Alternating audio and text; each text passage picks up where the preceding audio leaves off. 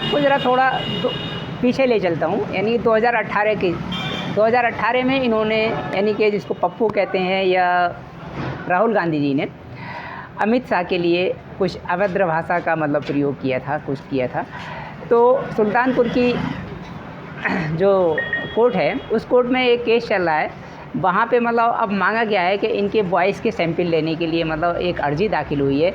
अगर वो वॉइस के सैंपल अगर इनके मिल जाते हैं, फॉरेंसिक रिपोर्ट अगर मिल जाती है, मैच हो जाती है, तो राहुल गांधी की बहुत बड़ी फजीहत, यानी कि बहुत बड़ी समस्या इनके सामने आ जाएगी।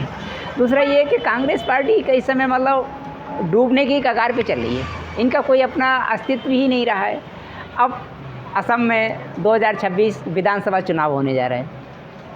वहाँ पे हेमंता की इतनी पॉपुलैरिटी है कि वहाँ पे मतलब सब लोग उनको चूम रहे हैं, उनको मतलब इतना मतलब अप्रिशिएट कर रहे हैं, इतना प्यार कर रहे हैं कि उनको लोग वहाँ गले लगा रहे हैं, सारी चीज़ कर रहे हैं।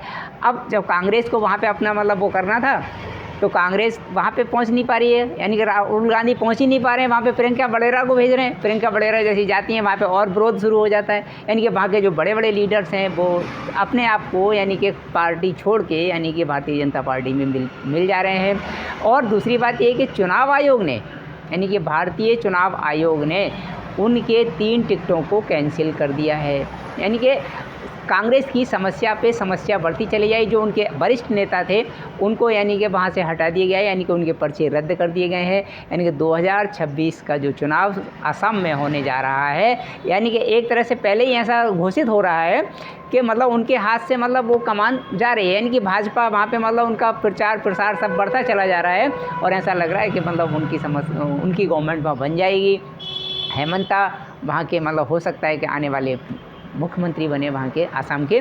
तो ऐसा है, यानी कि कांग्रेस पार्टी में कोई वरिष्ठ नेता बच रह ही नहीं पा रहा है, या कह सकते हैं कि पप्पू की जो मतलब धारणा चली आ रही है वो बिल्कुल पप्पू ही हो गए हैं।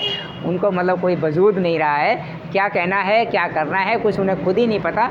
और संस्कार शब्द तो उनके पास है ही नहीं, क्योंकि उन्होंने सीखा ही नहीं संस्कार क्या होता है, कौन बड़ा है कौन छोटा है, किसको हमें आदर करना चाहिए, किसका सम्मान करना चाहिए, इस चीज़ से कोई मतलब नहीं है। तो वैसे तो मेरी समझ से यही आ रहा है कि इस समय कांग्रेस गर्त में जा रही है। Thank you.